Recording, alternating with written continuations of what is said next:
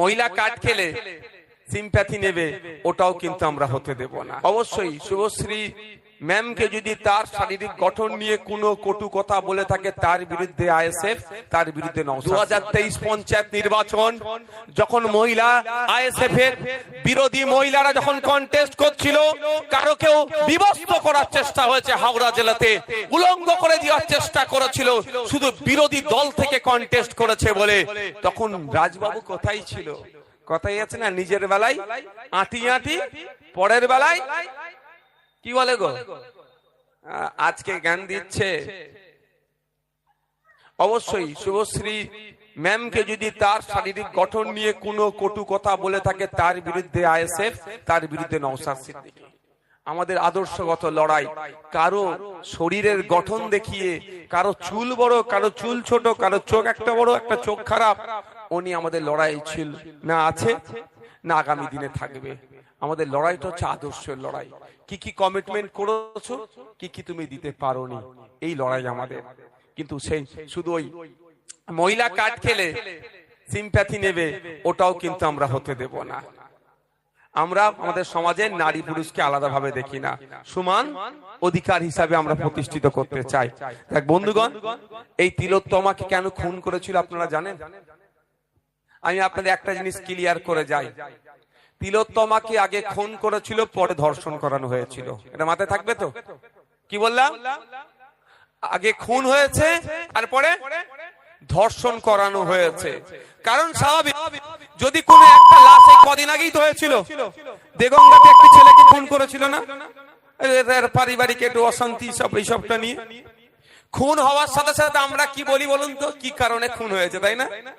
Investigation অফিসারও আগে ওটা খুঁজে বার করে কারণটা কি, কি কারণে খুন করলো।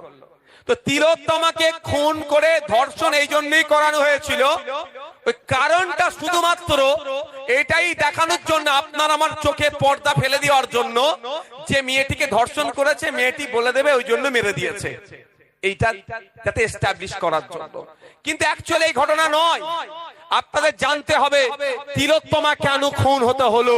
তিলোত্তমাকে খুন হতে হয়েছে এই দেগঙ্গার মহিলাদের জন্য, তিলোত্তমাকে খুন হতে হয়েছে ভাঙড়ের মহিলাদের জন্য, তিলোত্তমাকে খুন হতে হয়েছে আরজি করে যে সমস্ত মহিলারা ট্রিটমেন্ট করতে যেত তাদের জন্য, তিলোত্তমাকে খুন হতে হয়েছে আপনার আমার জন্য, তিলোত্তমাকে খুন হতে হয়েছে ফেক ওষুধ দিচ্ছিল তার প্রতিবাদ করার জন্য, তিলোত্তমাকে খুন হতে হয়েছে যে ওই হসপিটালে আরজি করে যে সমস্ত মহিলা, মৃত মহিলা থাকতো তাদের সাথে নোংরামি করত ওই সন্দীপ ঘোষ এন্ড কোম্পানি, নোংরামি করে ভিডিও তৈরি করে বিদেশের মার্কেটে বিক্রি করত। তাই আপনার বাড়ির মহিলাকে দিয়ে যারা নোংরামি করত, সেই জন্য আমাদের তিলোত্তমা প্রতিবাদ করেছিল। ওরা জানতে পেরে যায় যে তিলোত্তমা যখন জানতে পেরে গিয়েছে এটা যদি পাবলিক ডোমেইনে চলে যায় ওদের উপরে বিপদ নেমে আসবে, সেই জন্যই তিলোত্তমাকে খুন করলো। তিলোত্তমাকে কেন খুন করেছে? ঠিক আমাকে যে কারণে জেল খাটিয়েছে মমতা ব্যানার্জি, ঠিক একই ভাবে তিলোত্তমাকে খুন একই কারণে হয়েছে। আমিও আপনার জন্য চিৎকার করতে গিয়ে জেল খেটেছি, আর তিলোত্তমা আপনার জন্য চিৎকার করতে গিয়ে মারা গিয়েছে। তাই ওকে আমরা ভুলে গেলে হবে? আমরা ভুলে যাব নাকি? ওকে বিচার চাই, বিচার আমরা যতক্ষণ না পাচ্ছি লড়াই করে যাব। কিন্তু আমাকে একটা স্লোগান শুনলে শুভেন্দু বাবুর মুখে খুব হাসি লাগছে। কি স্লোগান বলছি? হিন্দু হিন্দু ভাই ভাই। আমার খুব হাসি লাগছে, কেন বলুন তো? দেখুন মাস্টার সাহেব বলেছেন, আমিও বলছি, পশ্চিম বাংলায় তিলোত্তমাকে নিয়ে সব থেকে বড় প্রতিবাদ র্যালি যেটা হয়েছে সেটা ভাঙড়ে হয়েছে। ওর থেকে বড় পশ্চিম বাংলায় কেউ করে দেখাতে পারেনি। ওই প্রতিবাদ র্যালিতে 90% মুসলমান সমাজের মানুষ ছিল।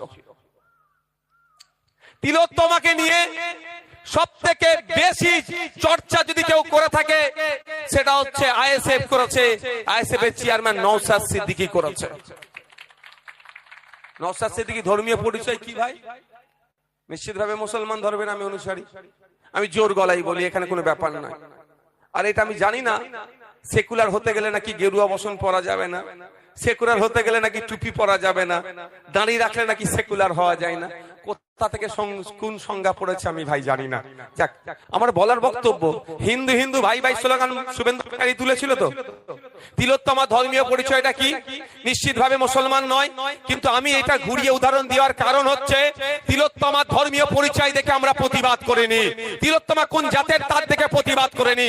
তিলোত্তমার সাথে অন্যায় হয়েছে, তিলোত্তমা আমাদের জন্য কথা বলছিল, আমাদের পরিবারের মহিলাদের ইজ্জত আবরু নিয়ে যারা ছিনিমিনি খেলছিল তাদের বিরুদ্ধে কথা বলেছিল বলে তাকে খুন করেছে। তাই তিলোত্তমা আমাদের কথা বলার জন্য খুন হতে হয়েছে। তিলোত্তমাকে ন্যায় দিতে হবে, তার পরিবারকে ন্যায় দিতে হবে। সেই জন্য সব থেকে বেশি প্রতিবাদ প্রতিরোধ এবং আজকের দিন পর্যন্ত আইএসএফই করে যাচ্ছে, নওশাদ সিদ্দিকীরা করে যাচ্ছে, শামসুল স্যারেরা করে যাচ্ছে। এখানে আমরা একবার ধর্ম দেখেছি। কিন্তু আমার প্রশ্ন এখানে শুভেন্দু বাবুর কাছে, কেন শুভেন্দু বাবুর কথাটা শুনে আমাকে হাসি লাগছিল? সেন্ট্রাল সিবিআই এই মামলাটা দায়িত্ব নিয়েছিল তো ইনভেস্টিগেশনের, আপনাদের মনে আছে?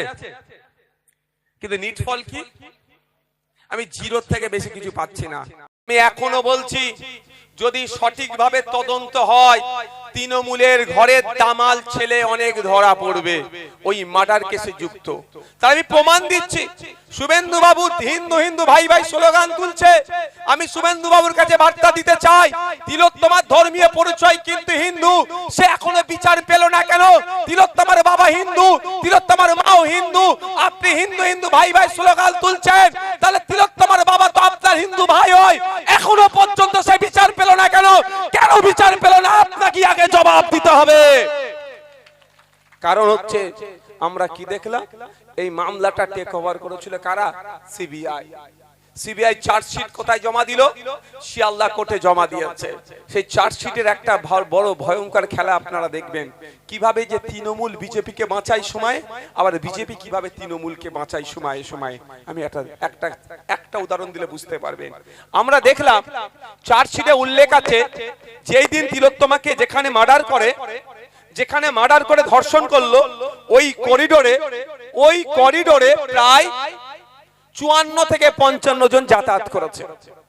তাহলে ওই 54 থেকে 55 জন যাতায়াত যারা করেছে তাদেরকে ডেকে জিজ্ঞাসাবাদ করলে তো অনেক সত্য উদ্ঘাটন হতো ভাই, হতো না? এই তোমরা ওখানে কি করতে গিয়েছিলে? ইভেন শুধু তাই নয়, পুলিশের এক কর্তা একজনকে দেখিয়ে বলেছিল উনি ফিঙ্গারপ্রিন্ট এক্সপার্ট, কিন্তু পরে জানলাম ও ফিঙ্গারপ্রিন্ট এক্সপার্ট নয়, ও পুলিশেরই লোক নয়। ওই রাতে ওখানে ক্যামেরাতে ওর ছবি আসলো। তাহলে এখান থেকে একটা জিনিস বোঝা যাচ্ছে, কিছু আড়াল করা হচ্ছে। যখন এই বিষয়টা নিয়ে সিবিআই কে প্রশ্ন করা হয়েছিল যে ওই 54-55 জনগুলো কারা, তখন সিবিআই বলছে ওদেরকে নাকি সিবিআই চিনতে পারেনি।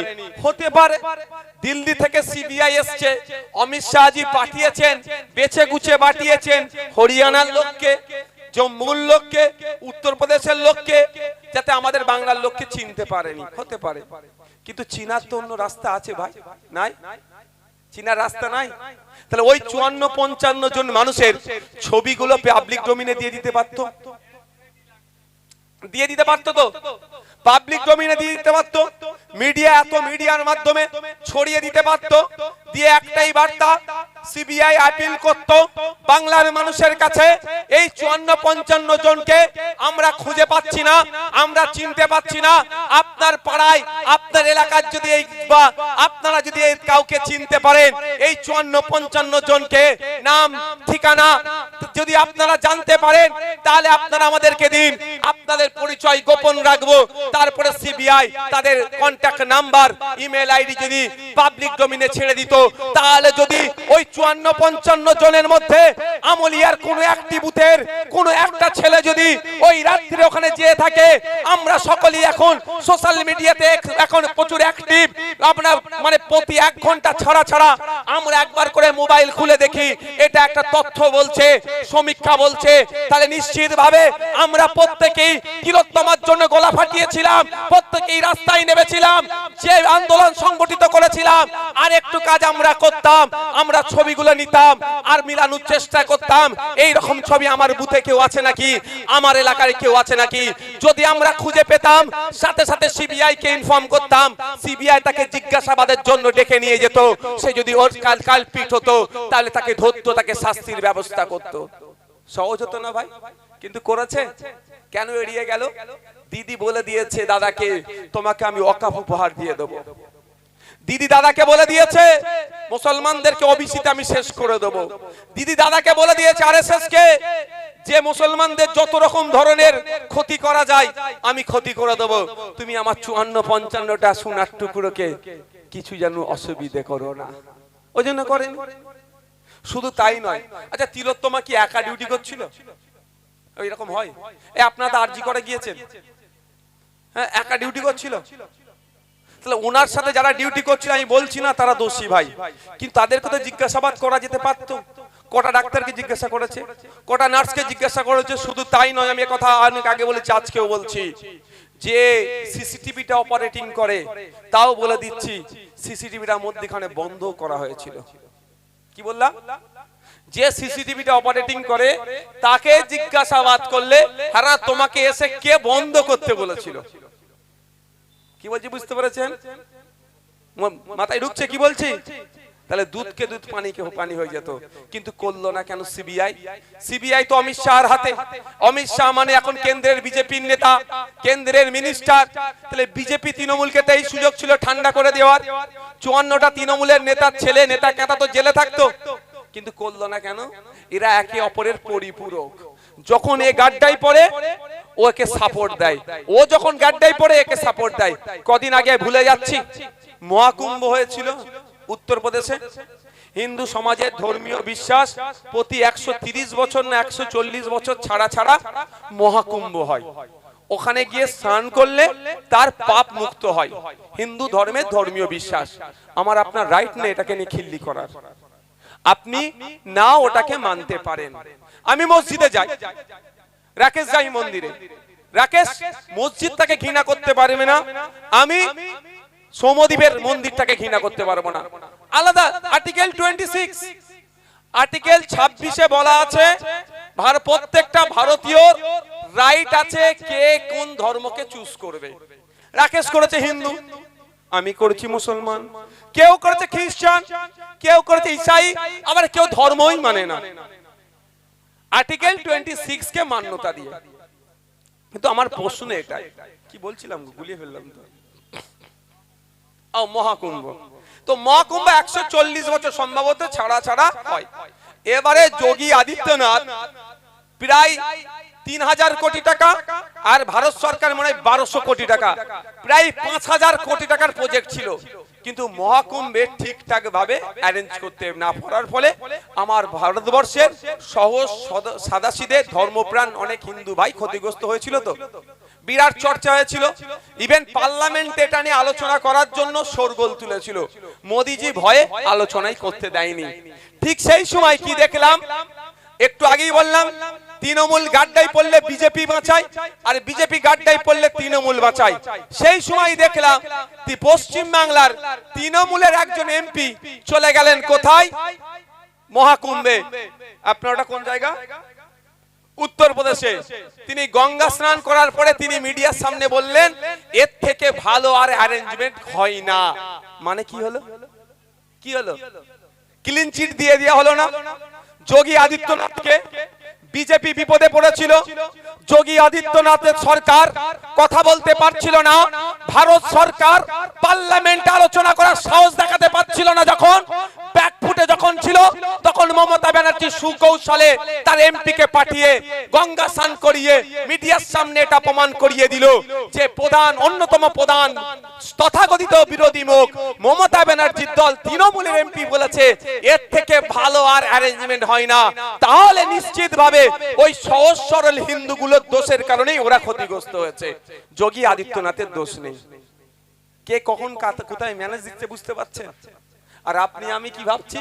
তৃণমূলকে দিয়ে বিজেপিকে আটকাবো। আর কিছু মানুষ ভাবছে বিজেপি তৃণমূলের অত্যাচারের হাত থেকে বাঁচতে গেলে আমাকে বিজেপিকে ধরতে হবে। আমি আপনাদের বলি, আপনি একে দিয়ে আটকানো মানে ওই আশা, আর ওকে আটকানো মানে এই আশা। এদেরকে দিয়ে কাজ হবে না। আপনার একটা ছোট্ট শুধু আমি আপনাদের ফিডব্যাক নিতে চাই। কটা বাজে গো? আর 5-7 মিনিট বলবো। কারো অসুবিধা আছে? কারা শুনতে চান একটু দেখান তো, হাত তুলে। একটু হাত তুলে রাখুন, একটু হাত তুলে রাখুন, হাতটা তুলে রাখুন। এনার্জি আছে শোনার? এনার্জি আছে তো? এনার্জি আছে তো? তাহলে আমি গুটি কয়েক আজকে রক্তদান শিবির, আমি পলিটিক্যাল কথা বেশি যাব না, সরকার নিয়ে কিছু কথা বলবো, সিস্টেমটা নিয়ে, এই সিস্টেমটা নিয়ে আমি কিছু কথা বলবো। যাক, তার আগে এটা আমি শেষ করি। আবার গুলিয়ে ফেলেছি, কি বলছি, মাথা থেকে আউট হয়ে যাচ্ছে কেন সেটিংটা। আচ্ছা, বাপের বয়সী যারা আছেন আমাকে বলুন, মায়ের বয়সী যারা আছে বলুন, রাজনৈতিক সচেতন যারা আছে একটু বলুন, 2011 সালের আগে পশ্চিম বাংলায় বিজেপি বলে কিছু খুঁজে পেতেন? হাসানুজ্জামান ভাই আপনারা বলুন তো, আপনাদের সরকার সেই সময় চলেছিল তো স্যার, 2011 সালের আগে বিজেপি বলে কিছু খুঁজে পাওয়া যেত? পেত? পাওয়া যেত? খুঁজে পাওয়া যেত না। তার প্রমাণ আমি দেবো, গুগলে গেলে সব, গুগলে যান সব পাবেন। 2011 সালের ভোটার লিস্ট যেমন পাচ্ছেন, 2002 এর ভোটার লিস্ট পাওয়া যাচ্ছে তো। 2011 সালের দেগঙ্গা বিধানসভায় মার্জিনের ডিটেলস আপনি অনলাইনে পেয়ে যাবেন।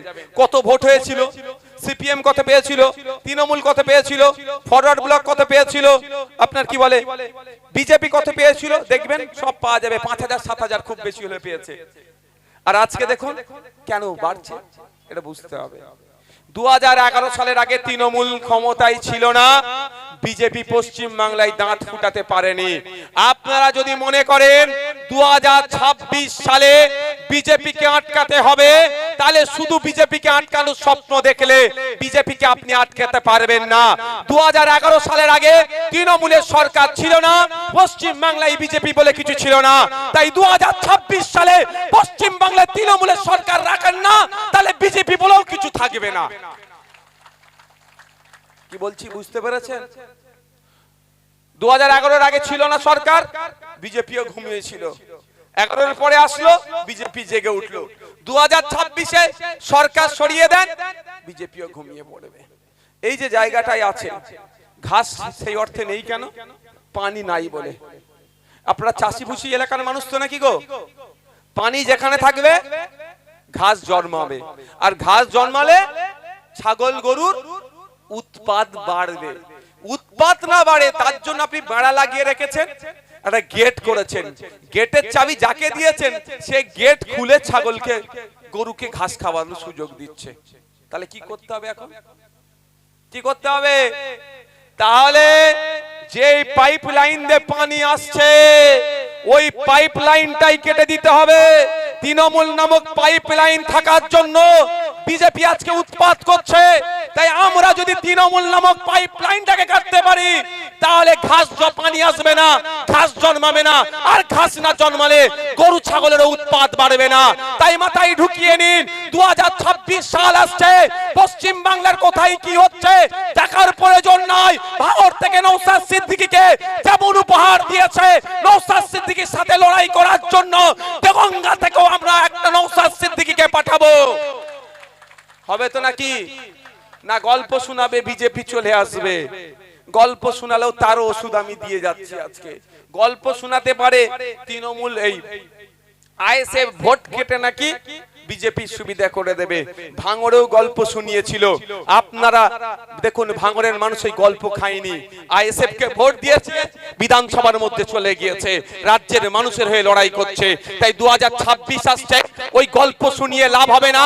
আপনাদের বলবো, আপনার ইভিএম মেশিনে খাম চিহ্নে ভোটটা দিন, আর নওশাদ সিদ্দিকীর পাশে থেকে লড়াই করার সংখ্যা বাড়ান, ডবল ডিজিট পাঠান। আপনাদের বলুন, আজকে আপনারা আফসোস করছেন, 10টা যদি নওশাদ সিদ্দিকী থাকতো, সংযুক্ত মোর্চার 10টা যদি বিধায়ক থাকতো, মমতা ব্যানার্জি ওয়াকফ নিয়ে দ্বিচারিতা করতে পারতো না। এসটি/এসসি সার্টিফিকেট নিয়ে দ্বিচারিতা করছে, সেটা করতে পারতো না। জঙ্গলের স্বাভাবিক অধিকার আদিবাসীদের কাছ থেকে কাটতে পারতো না। ওই ওয়াকফ নিয়ে যে নাটক করেছে, এটা সাহস দেখাতে পারতো না। হসপিটালে ডক্টর থাকতো, স্কুলে টিচার থাকতো, গণপরিবহন ব্যবস্থা এরকম ভাবে ধ্বংস হতো না। কারণ যে প্রধান বিরোধী দল আছে, ও বিরোধী দল নাটকের জন্য আছে। 10টা সংযুক্ত মোর্চার বিধায়ক থাকলে মমতা ব্যানার্জির ঘুম হারাম হয়ে যেত। কারণ একটা সংযুক্ত মোর্চা তো আইএসএফ এর বিধায়ক যদি 293টার উপরে ভারী পড়তো পড়ি, তাহলে 10টা থাকলে কি হতো ভাই? আফসোস হচ্ছে না এখন? হচ্ছে তো? তাহলে এই আফসোসটা সামনে বারে হবে তো উত্তরে? একটা কথা ওরা বলতে পারে, ভোট কেটে বিজেপির সুবিধা করে দেবে। চলো একটা এগ্রিমেন্ট হোক, তাহলে একটা এগ্রিমেন্ট হোক, বলছে আইএসএফ না কি বিজেপির কাছ থেকে টাকা নিয়ে ভোট কেটে বিজেপির সুবিধা করে দেবে। আচ্ছা টাকা আমি তর্কের খাতিরে বলছি, ওরা আমি তো মামলা ঠুকে দিয়েছি জানেন তো, বড় নেতা জীবনে কোর্টের ধারে আসে নেই, ওই ডেট দেওয়া হয়েছে ডিসেম্বরের 29 তারিখে, কোর্ট ডেট দিয়েছে, বেটা যদি না হাজির হয় কোর্টের মাধ্যমে আইনের মাধ্যমে বেঁধে তুলে নিয়ে আসবো আমরা।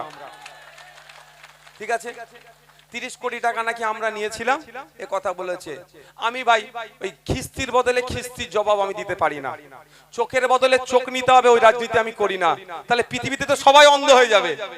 আমাকে বলেছে টাকা নিয়েছে, আমি কোর্টকে বলেছি কিভাবে নিয়েছে একটু প্রমাণ করে দিতে বলুন, কাজ শেষ। আমি যদি টাকা নিয়ে থাকি তো প্রমাণ করে দিই। এবার আপনাদেরকে বলে যাই, আমাদের বিরুদ্ধে তৃণমূল কিচ্ছু বলার নেই জায়গা, কোনো কিছু বলার জায়গা নাই, শুধু মিথ্যাচার ছাড়া। সেই মিথ্যাচারটা কি? বিজেপির কাছ থেকে টাকা নিয়েছে, বিজেপির সুবিধা করে দেবে। আচ্ছা তাদের কথা আমি ধরছি সত্য, তর্কের খাতিরে টাকা নিয়েছে, আপনারা কি দেখেছেন? দেখেননি, তাহলে আপনারা দেখেননি, তারা জানতে পেরে গেল। আমি টাকা নিলাম না, তারা জানতে পেরে গেল, তাদের সাথে বিজেপির কত ভালো সম্পর্ক। তার মানে আমি টাকা নিলাম না, তারা জানতে পেরে গেল, চলো তার সাথে নিশ্চিতভাবে খুব ভালো সম্পর্ক। এই আমলিয়াটা কোন বাজার? চাঁদপুরে। আমলিয়া চাঁদপুরে এসে আমি এখানে একটা কথা দিয়ে যাচ্ছি, আমি প্রকাশ্য বলছি, আমার দলের ওয়ার্কিং প্রেসিডেন্ট, রাজ্য কমিটির নেতৃত্ব, এখানকার বিভিন্ন নেতৃত্বরা আছে, এখানে আমি একটা প্রকাশ্য কথা দিয়ে যাচ্ছি, তাদেরকে বলুন টাকার অ্যারেঞ্জমেন্ট করতে, গোপনে টাকা নেবো না, প্রকাশ্যে নওশাদ সিদ্দিকী টাকা নেবে। ভয় লাগছে নাকি? ভয় লাগছে নাকি? তবে হ্যাঁ একটা শর্ত দেবেন। শর্তটা কি? 100 টাকার অ্যারেঞ্জ করতে পারলে 10% 10 টাকা আমি নেবো, 90 টাকা তাকে দিয়ে দেবো যে অ্যারেঞ্জ করবে। অসুবিধা আছে? পার্টি চালাবো রে ভাই। বলছে বিজেপি নাকি কোটি হাজার হাজার কোটি টাকা দিচ্ছে, যদি 100 কোটি টাকাই দেয় 90 কোটি টাকা তাকে ফেরত দিয়ে দেবো, 10 কোটি টাকা আমরা পার্টি চালাতে রাখবো। কারো অবজেকশন আছে ভাই? আমার অবজেকশন নেই, তবে ওপেন নেবো, ওই গোপনে হবে না ভাই। ফেস টাইমে কল করে শুভেন্দু অধিকারী, মমতা ব্যানার্জি রাতে তুই এটা বল, আমি রাত সকালবেলা এটা বলবো, চলবে না। অন স্টেজ হবে, হাতে টাকা তুলে দেবে, নিয়ে নেবো। আজকের পর থেকে যদি কেউ বলে যে বিজেপির কাছ থেকে টাকা নিয়ে সুবিধা করে দিচ্ছে, তাকে কি বলবেন? এই টাকা নিয়েছে প্রমাণ করতে পারিসনি তোরা। তোদের এক নেতা বলেছিল টাকা নিয়েছে, তার নামে মামলা করেছে। ইভেন এখানে বলে যাচ্ছি, মমতা ব্যানার্জিরও সাহস নাই, তার ভাইপো অভিষেক ব্যানার্জিরও সাহস নাই এটা বলা সংখ্যা যে নয়। যেমন একবার একজন সংখ্যা বলে ফেসে গিয়েছে যে কবে কোথায় কত টাকা নিয়েছে, এটুকু মমতা ব্যানার্জি বলুক। উনিও কত বড় রাজ্যের, আমাদের রাজ্যের মুখ্যমন্ত্রী, যত বড়ই পদে থাকুক না, তাকে স্যালুট করি, মুখ্যমন্ত্রীকে আমি সম্মান দেবই, কিন্তু তাকেও আমি কোর্টে টেনে নিয়ে আসবো সত্য প্রমাণ করানোর জন্য। কারো ক্ষমতা নেই করার, শুধু মিথ্যাচার করছে। আজকের পর থেকে মিথ্যাচার করলে বলবেন এই প্রকাশ্যে টাকা নেবে, উল্টে তোকে 90% দিয়ে দেবে, 10% পার্টি চালানোর জন্য রাখবে। এবার আর একটা চলে এগ্রিমেন্ট হোক। এগ্রিমেন্ট এটাই, এগ্রিমেন্টে লিখবে পীরজাদা আব্বাস সিদ্দিকী সই করবে, ওদিকে মমতা ব্যানার্জিকে সই করতে হবে। আমাদের দলের প্রাণ পুরুষ প্রতিষ্ঠাতা আমাদের ভাইজান সই করবে একদিকে, একদিকে করবে তৃণমূল কংগ্রেসের সুপ্রিমো, এটাই লেখা থাকবে। আমরা বড় ভাইজান লিখবে আইএসএফ যেখানে যেখানে প্রার্থী দেবে ওখানে যদি বিজেপি চলে আসে ভোট কাটে, তাহলে তৃণমূল যা শাস্তি দেবে সব মাথা পেতে আইএসএফ মেনে নেবে। সাথে সাথে মমতা ব্যানার্জিকে লিখতে হবে যেখানে যেখানে তৃণমূল প্রার্থী দেবে ওখানে ভোট কেটে যদি বিজেপি আসে, আইএসএফ যা শাস্তি দেবে মাথা পেতে মানতে হবে। হোক হোক চ্যালেঞ্জ, অসুবিধা আছে নাকি? আমরা জীবন দিয়ে বিজেপিকে আটকাবো তো? এই কারা কারা? আমি তো রাজি আছি, প্রয়োজনে জীবন দিয়ে দেবো বিজেপিকে আটকাবো। রাজি আছেন তো আপনারা? তাহলে আমাদের যদি, আমরা যদি টাকা বিজেপির কাছ থেকে নিয়ে রাখি বিজেপিকে আনার জন্য, তাহলে সই করতে ভয় লাগবে আমার। আর মমতা ব্যানার্জি তার ভাইপোকে কি হলো স্যার? আচ্ছা আচ্ছা, মমতা ব্যানার্জি তার ভাইপোকে, তার দলের লোককে, ওই চালচোর জানেন তো নাকি, হ্যাঁ জেল খেটে এসছে একবার, তাদেরকে বাঁচানোর জন্য যদি না সই করে, আপনার মনে হয় মমতা ব্যানার্জি সই করবে? আমি তো এখানে এসে চ্যালেঞ্জ করে গেলাম, এগ্রিমেন্ট হোক, একদিকে পীরজাদা আব্বাস সিদ্দিকী সই করবে, অপরদিকে মমতা ব্যানার্জিকে সই করতে হবে। আইএসএফ এর ভোট কাটাকাটিতে যদি বিজেপি আসে, যা শাস্তি তৃণমূল দেবে মাথা পেতে নেব। কিন্তু তথ্য 2021 সালে তোলা আমাদের কাছে আছে, 77টা সিট বিজেপি পেয়েছে, তাকে মমতা ব্যানার্জির দল উপহার দিয়েছে। 2026-এ কটা উপহার দেবে অলরেডি হয়তো অমিত শাহর সাথে তারা এগ্রিমেন্ট করে নিয়েছে। সুতরাং আইএসএফ এর সাথে ওরা এগ্রিমেন্টে আসবে না, জানে প্রচুর মিথ্যে মামলা দিয়েছি, মারধর করেছি, অবস্থা খারাপ আছে। আজান হচ্ছে গো, হ্যালো, ঠিক আছে। আজানের পরে 2-5 মিনিট আমি বক্তব্য দেবো, কারো অসুবিধা নেই তো? 2-5 মিনিট এই পাঠটা শেষ করেছি, শুধু একটু সরকার নিয়ে বলে ছেড়ে দেবো।